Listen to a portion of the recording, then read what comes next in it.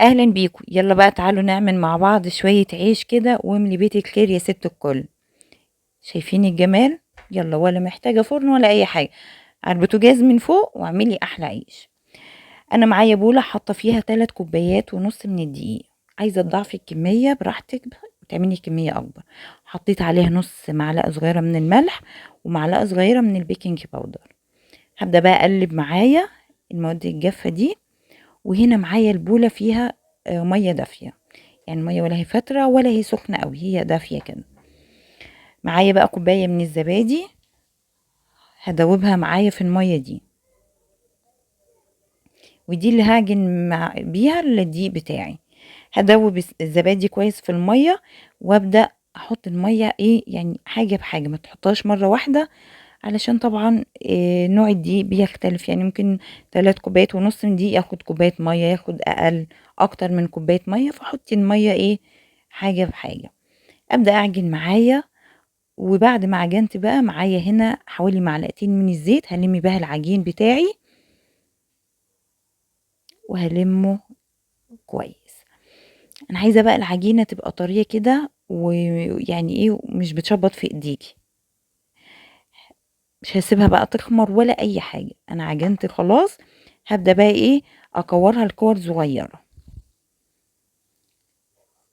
هنا معايا الصينيه، ومعايا هرش على الصينيه دقيق، وابدا ايه اكور الكور دي. كنا ايام زمان بنقول عليها نقرص العجين.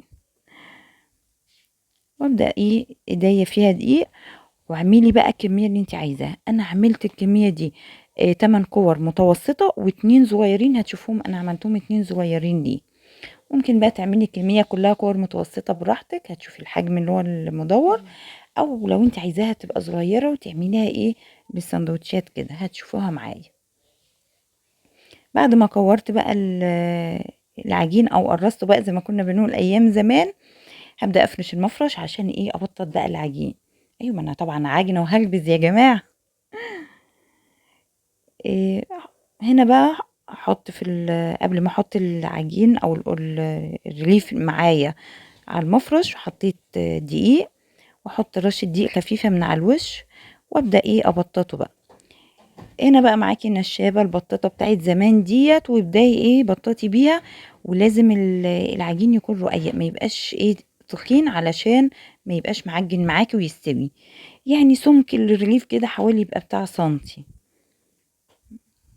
شايفين بقى؟ يا سلام، صوت البطاطا ده بيفكرني بحاجات كده حلوة قوي بتاعت زمان.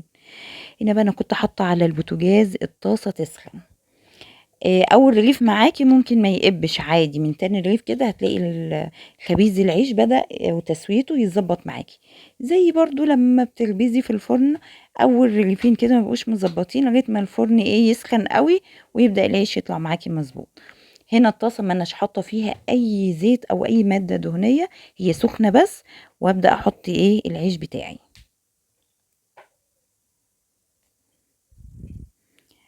انا حطيته هنا اهوت، مفيش يعني اقل من 15 ثانيه يبدا ايه يرفع ويقب معايا زي ما انتوا شايفين كده. شايفين الجمال؟ يا سلام. لو عايزه بقى تعملي كميه 2 كيلو بقى بنفس الطريقه دي او كيلو، ولو عندك بقى فرن غاز ممكن تعملي بقى وتخبزي في الفرن، يبقى حلو قوي. إيه ما تبططيش وتركني العيش، لا بططي اول باول وحطي في الطاسه على طول، لو ركنتي هتحسي ان هو هيلزق معاكي. شايفين بقى اول ما بدأ قب كده، طبعا هو خد لون واستوى من تحت، ابدأ اقلبه على الوش التاني. طبعا لو فرن بقى بتبقي مشغله من فوق ومن تحت، فبياخد فوق وتحت مره واحده، وبتطلعيه على طول. اول ما بيحمر معايا من تحت برضو هو كده خلاص استوى، بطلعه. وهعمل الكميه كلها بنفس الطريقه. شفتوا بقى جمال العيش؟ يا سلام. انا كنت بطلع من الطاسه واحط على الصينيه علشان يبرد على طول، والله يا جماعه ما نشفش طري معايا. شايفين الجمال؟ اعملي بقى الكميه، واول ما العيش يبرد حطيه معاكي في كيس وعلى الفريزر على طول. شايفين العيش عامل ازاي طري وحلو قوي؟ شايفين من جوه رقيق، ما هوش معجن ولا تقيل ولا بتاع. شايفين الجمال؟ ايه الجمال ده؟ هنا بقى زي ما انا قلت لكم الاتنين الصغيرين اللي انا كنت مقرصاهم كور صغيره، بطاطون بالطول. معلش بقى ما كنتش فاتحة الكاميرا واللي انا اوريكم بيتبططوا ازاي، بس انتوا اكيد عارفين.